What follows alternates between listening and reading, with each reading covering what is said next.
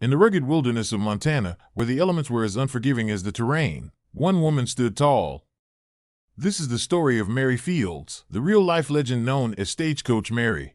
Born into slavery in Tennessee around 1832, after emancipation, she forged her own path, working on riverboats, and later at an Ursuline convent. Her unmatched strength and fiery spirit set her apart from everyone she encountered. In 1895, at the age of 63, Mary applied for the dangerous job of mail carrier in Cascade, Montana. Competing against younger men, she won the position by hitching a team of 6 horses faster than anyone else, and became the first black woman to carry mail for the U.S. Postal Service. One winter day, Mary's stagecoach became stuck in deep snow.